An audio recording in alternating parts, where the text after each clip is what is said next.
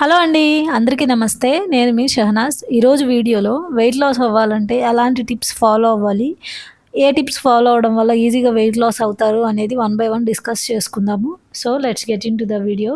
And మన video కొత్తగా చూస్తున్న వాళ్ళు ఎవరైనా ఉన్నట్లయితే సబ్స్క్రైబ్ చేసుకోండి. అండ్ ఈ వీడియోకి ఒక లైక్ ఇవ్వండి. సో దట్ నాకు ఇన్స్పైరింగ్‌గా ఉంటుంది నెక్స్ట్ వీడియోస్ చేయడానికి. అండ్ వెయిట్ లాస్ అవ్వాలంటే టిప్స్, డైట్, ఎక్సర్సైజెస్ ఇవన్నీ పక్కన పెడితే మనకి లైఫ్ స్టైల్ చేంజెస్ అనేది ముఖ్యమండి. లైఫ్ స్టైల్ చేంజెస్ అంటే ఏదో కాదు. జస్ట్ నువ్వు హోమ్‌మేడ్ మీల్ తీసుకో. సింపుల్‌గా ఒక ఫిజికల్ యాక్టివిటీని చేసుకో. వీటిని లైఫ్ స్టైల్ చేంజెస్ అంటారు. అండ్ నేనైతే ఈరోజు బ్రేక్‌ఫాస్ట్‌కి కొంచెం పీనట్స్, కాబూలి చెన్న, శనగలు, అలసందలు ఇవి ముందు రోజు నైటే నేను 2 టైమ్స్ వాష్ చేసుకొని ఓవర్ నైట్ సోక్ చేశాను. ఎర్లీ మార్నింగ్ ఒక 4 విజిల్స్ వచ్చేదాకా కుక్కర్‌లో పెట్టేసాము అంటే కొంచెం సాల్ట్, పెప్పర్ యూజ్ చేసి మనం డైరెక్ట్‌గా తినేయొచ్చు. లేదా మీరు కొంచెం సలాడ్ యాడ్ చేసుకోవాలంటే యాడ్ చేసుకోవచ్చు.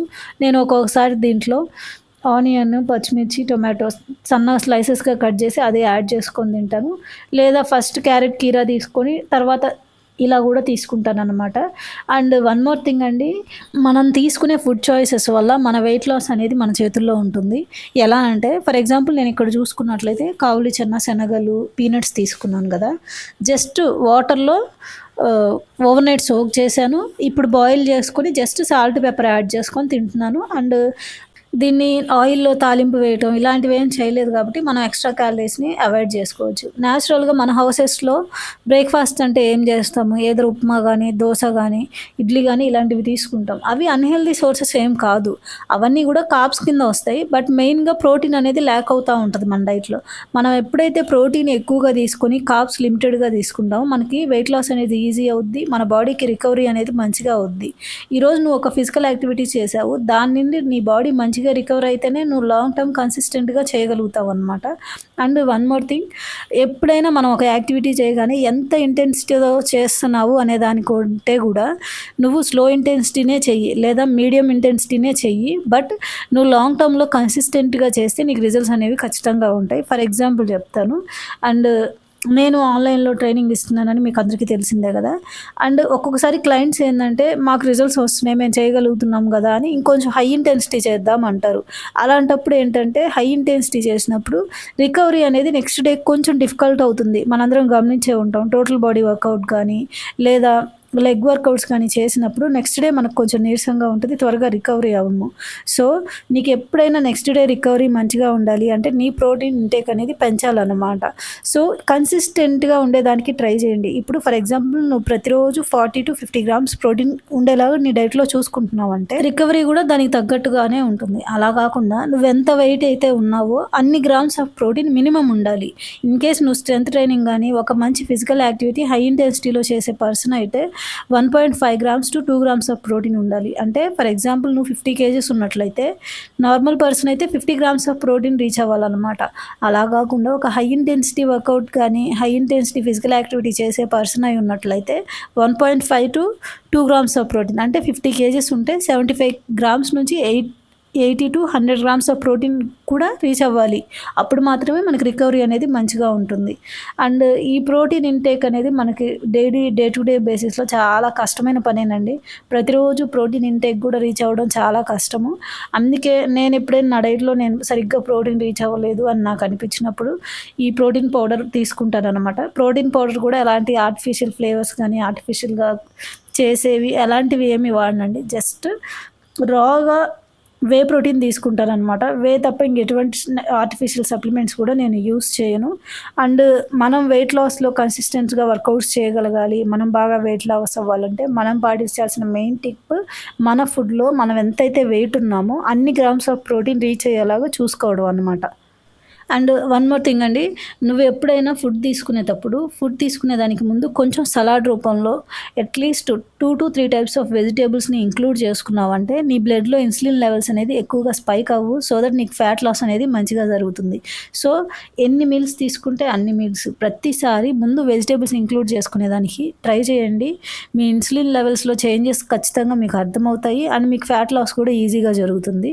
అండ్ ఇన్‌కేస్ ఏదైనా క్రేవింగ్స్ వచ్చాయి లేదా స్వీట్ తినాలి అనుకుంటున్నట్టయితే మీ కంప్లీట్ బ్యాలెన్స్డ్ మీల్ అయిపోయిన తర్వాత మాత్రమే డిజర్ట్‌ని కానీ, ఏదైనా స్వీట్‌ని గానీ టేస్ట్ చేయండి.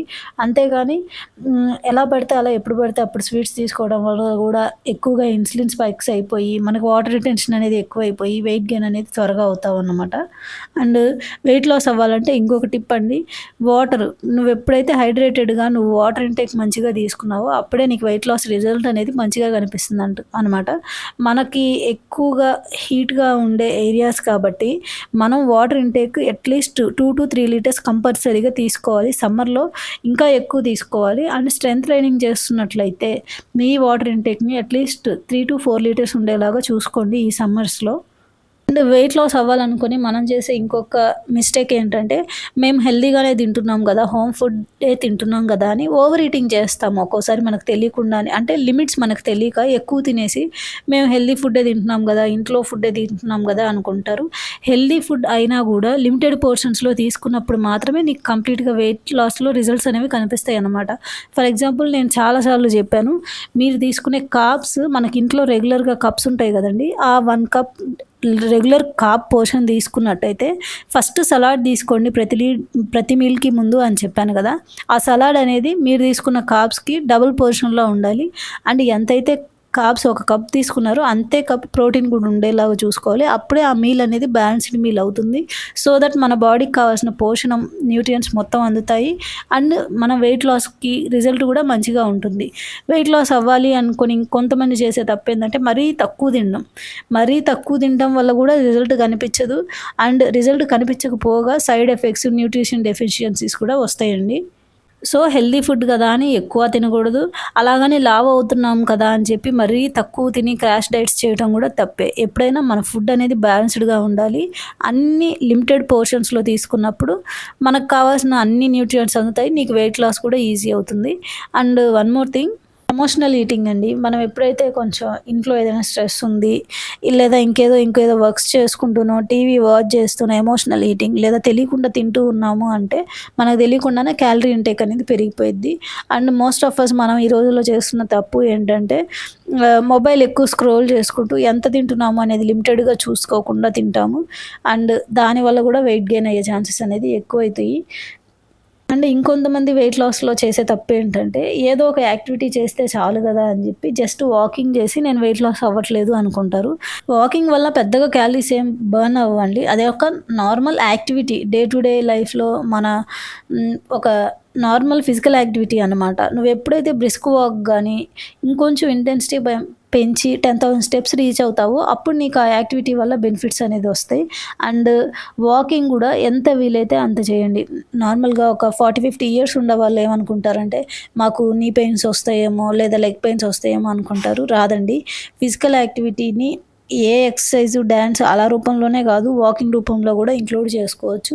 కాకపోతే కన్సిస్టెంట్‌గా ప్రతిరోజు అట్‌లీస్ట్ ఒక టైం పెట్టుకొని, ఆ టైంకి రెగ్యులర్‌గా డైలీ ఒక హాఫ్ ఎన్ అవర్ గానీ, లేదా ఒక 10,000 స్టెప్స్ రీచ్ అయ్యేదానికి చూడండి. కన్సిస్టెన్సీగా ప్రతిరోజు చేయండి. అప్పుడు మీకు రిజల్ట్ కంపల్సరీ ఉంటది.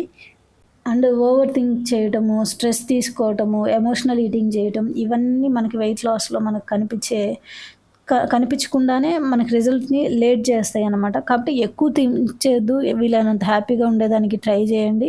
అండ్ తీసుకునే ఫుడ్స్‌లో ఎప్పుడైనా మంచి ఫుడ్స్‌ని, ఎక్కువ ఆయిల్స్ లేని ఫుడ్, ప్రాసెస్ చేయకుండా ఉండి, రాగా మనం లెంటిల్స్ ఇవన్నీ తీసుకుంటాంగా పప్పులు, పప్పు ధాన్యాలు వాటితో మనమే ఇంట్లో చేసుకొని వాటిని తీసుకునేదానికి ట్రై చేయండి. అంతేగాని ఆల్రెడీ బయట ప్రాసెస్ అయిన రవ్వలు అలాంటివి ఇంక్లూడ్ చేసుకోవటం వల్ల మనకి ఎక్కువగా ఫైబర్ కంటెంట్ అనేది తగ్గిపోద్ది కాబట్టి మళ్ళీ ఎక్కువ త్వరగా ఆకలవుతుంది. సో, ఎప్పుడైనా ఎక్కువ ఫైబర్ ఉండే ఫుడ్స్‌ని మీ డైట్‌లో ఇంక్లూడ్ చేసుకోండి.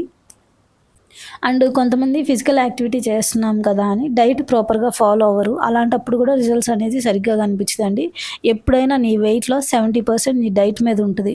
నువ్వు కొంచెమే గదా అని చెప్పి వీక్లీ 2-3 టైమ్స్ అలా చీట్ చేశావు అనంటే ఒక చీట్ మీల్ యొక్క ఎఫెక్ట్ 2-3 డేస్ ఉంటదండి. ఎందుకంటే మహా అయితే మన క్యాలరీ డెఫిసిట్ ఎక్కువ క్యాలరీస్ డెఫిసిట్‌లో ఉండటం కూడా మంచిది కాదు కాబట్టి ఒక 300-500 క్యాలరీస్ డెఫిసిట్ మెయింటైన్ చేస్తే సరిపోతుంది. బట్ నువ్వు 2-3 డేస్‌కి ఒకసారి చీట్ చేశావు అనంటే ఆ క్యాలరీ డెఫిసిట్‌ని మెయింటైన్ చేయకపోగా ఈ ఎక్సెస్ క్యాలరీస్ యాడ్ అయినవి బర్న్ పోవడం వల్ల వెయిట్ గెయిన్ అనేది అవుతామన్నమాట. సో చీట్ చేసే ముందు 10 సార్లు ఆలోచించండి. Is that really worth? మనం ఇంత కష్టపడి వర్కౌట్ చేస్తున్నాం గదా! ఒకసారి చీట్ చేయడం వల్ల ఆ రిజల్ట్ మీకు కనపడదు అని అన్నట్లయితే ఒకసారి మీకు మీరే ఆలోచించుకోండి. నెక్స్ట్ టైం చీట్ చేయాలనే ఆలోచన కూడా రాదు. అండ్ వెయిట్ లాస్ అవ్వాలంటే చాలామంది అనుకునే ఇంకొకటి ఏంటంటే ఫేస్ డల్ అయిపోతుందేమో, హెయిర్ ఫాల్ అవుతుందేమో అని. మీరు హెయిర్ ఫాల్ అవ్వకుండా ఉండాలనే, ఫేస్ డల్ అవ్వకుండా ఉండాలి, ఎటువంటి సైడ్ ఎఫెక్ట్స్ రాకూడదనే మనం బ్యాలెన్స్డ్ మీల్ రూపంలో తీసుకుంటున్నాము. అండ్ ఫ్యాట్స్ కోసం మంచిగా నట్స్ అండ్ సీడ్స్ లేదా ఆలివ్ ఆయిల్స్, కోకోనట్ ఆయిల్ కానీ, కోకోనట్ తినడం, అవకాడో ఇలాంటివి మీ డైట్‌లో ఇంక్లూడ్ చేసుకోవడం వల్ల మనకి రిజల్ట్ అనేది మంచిగా ఉంటుందన్నమాట. అండ్ డ్రై ఫ్రూట్స్‌లో ఎప్పుడైనా హై క్యాలరీస్ అనేవి ఉంటాయి. కాబట్టి లిమిటెడ్ పోర్షన్స్‌లోనే తీసుకోవాలి. ఒక handful of nuts and seeds అనేది ఒక మనిషికి తన లిమిట్ అనమాట. అంతకంటే ఎక్కువ తీసుకున్నాము అనంటే ఫ్యాట్స్ ఓవర్ కన్జ్యూమ్ అయిపోయి డ్రై ఫ్రూట్స్‌లో ఎక్సెస్ క్యాలరీస్ ఉంటాయి. దానివల్ల కూడా వెయిట్ లాస్ అనేది కనిపించదు. అండ్ వెయిట్ లాస్ ఎంత ట్రై చేసినా వెయిట్ లాస్ అవ్వట్లేదు, మాకు రిజల్ట్ కనిపించట్లేదు అని ఎవరైనా అనుకున్నట్లయితే మీరు ఇంటర్మీడియేట్ ఫాస్టింగ్‌ని ట్రై చేసి చూడండి. మీకు రిజల్ట్ అయితే కంపల్సరీ ఉంటది. ఇంటర్మీడియేట్ ఫాస్టింగ్ అంటే ఏం లేదండి. ఒక టైమ్ పీరియడ్‌ని పెట్టుకొని ఈ టైం నుంచి ఈ టైం వరకు నేను తింటాను, రిమైనింగ్ టైమ్స్‌లో అని తినను అని మిమ్మల్ని మీరు రిస్ట్రిక్ట్ చేయటం వల్ల క్యాలరీ ఇంటేక్ అనేది లిమిట్ అవుతుందనమాట. సో దట్ నీకు వెయిట్ లాస్ అనేది మంచిగా అవుద్ది. అండ్ వర్కౌట్స్ ఏ టైంలో చేయాలి, ఫీడింగ్ విండోలోనా, రిస్ట్రిక్టివ్ విండోలోనా అనంటే ఇట్ డిపెండ్స్ అండి. And one of my client తను రిస్ట్రిక్టివ్ విండోలో కూడా వర్కౌట్స్ చేయగలదు. బట్ కొంతమంది చేయలేరు. నేను మాత్రం రిస్ట్రిక్టివ్ ఫీడింగ్ విండోలోనే చేస్తానండి. రిస్ట్రిక్టివ్ విండోలో నేను చేయలేను. అంటే వర్కౌట్‌కి ముందు ఏదో ఒక అట్‌లీస్ట్ కొంచెమైనా ప్రాపర్ ప్రీ వర్కౌట్ మీల్ తీసుకుంటేనే నేను వర్కౌట్స్ మంచిగా చేయగలననమాట. సో ఇట్ డిపెండ్స్, ఒక్కొక్కరికి ఒక్కొక్కలాగా ఉంటది. సో మీకు ఏది సరవుతుంది అనేది మిమ్మల్ని మీరు టెస్ట్ చేసుకొని దానికి బట్టి మీ టైంని బట్టి వర్కౌట్స్‌ని ప్లాన్ చేసుకోండి.